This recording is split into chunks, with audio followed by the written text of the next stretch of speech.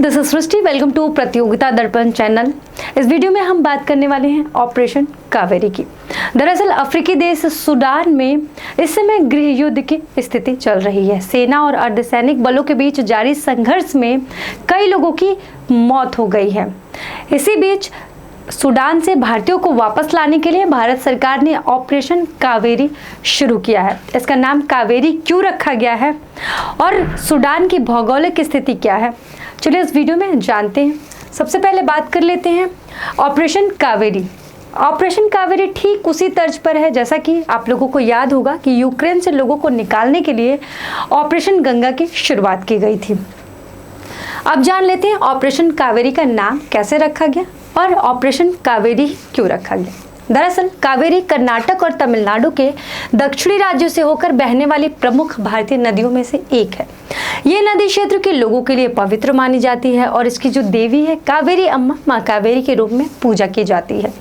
मोदी सरकार द्वारा इस ऑपरेशन के नामकरण पर बताया गया कि नदियां बाधाओं के बावजूद भी अपने गंतव्य तक पहुंचती हैं।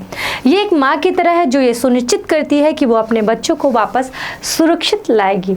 बस इसी विश्वास और भरोसे के साथ इसका नाम कावेरी रखा गया, क्योंकि ये सुनिश्चित करती है, जैसे कि नदी है कावेरी है वो माँ की तरह है, वो सुनिश्चित करती है कि अपने बच्चे को वापस लाएगी।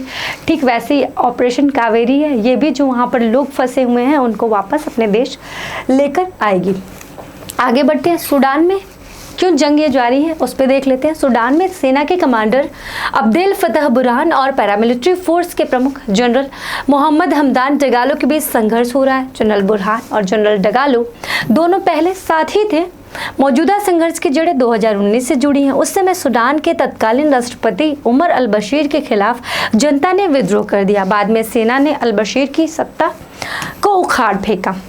बशीर को सत्ता से बेदखल करने के बावजूद विद्रोह नहीं थमा। उसके बाद सेना और प्रदर्शनकारियों के बीच एक समझौता हुआ। समझौते के तहत एक सॉवरेनिटी काउंसिल बनी और तय हुआ कि 2023 के आखिर तक चुनाव कराए जाएंगे।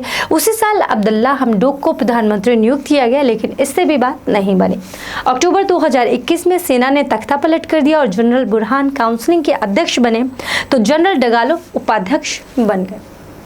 आगे बढ़ते हैं। सूडान में सैनिक संघर्ष की वर्तमान स्थिति क्या है इसके बारे में चर्चा कर लेते हैं। दरअसल आर्मी और पैरामिलिट्री रैपिड सपोर्ट फोर्सेस के बीच लगातार गहरा रहे तनाव की वजह से सूडान में हालात और खराब होते जा रहे हैं। अब तक इस लड़ाई में तकरीबन 400 लोगों की मौत हो चुकी है और तकरीबन 3500 से ज़्यादा लोग घायल हो चुके हैं। एक अनुमान के मुताबिक सूडान में भारत के तकरीबन 3000 नागरिक फंसे हुए हैं, जिनमें से अधिकांश कर्नाटक की हक्का पिक्का जनजाति के हैं। क्या है सूडान की भौगोलिक स्थिति, इस पर चर्चा कर लेते हैं। दरअसल सूडान पूर्वोत्तर अफ्रीका में स्थित, इसकी सीमा उत्तर में मिस्र, उत्तर पूर्व में लाल सागर, पूर्व में इरिट्रिया और इथियोपिया, दक्षिण में दक्षिण सूडान, दक्षिण पश्चिम में मध्य अफ्रीका, गणराज्य पश्चिम में चाड और उत्तर पश्चिम में लीबिया से लगती है। सूडान अल्जीरिया और कांगो लोकतांत्रिक गणराज्य के बाद अफ्रीका का तीसरा सबसे बड़ा देश है। ये दक्षिण सूडान की 2011 की स्वतंत्रता तक महाद्वीप का सबसे बड़ा देश था। बता दें कि सूडान में जो भारतीय नागरिक फंसे हुए हैं, भारत सरकार के लिए एक बहुत चिंता का विषय बना हुआ है। जल्द से जल्द उनको अपने देश वापस लाना है। उनकी सुरक्षा की जिम्मेदारी भारत सरकार के ऊपर ही है। फिलहाल सिर्फ इतना ही इस वीडियो में। बाकी ऐसी तमाम जानकारी के लिए प्रतियोगिता दर्पण चैनल से जुड़े रहें।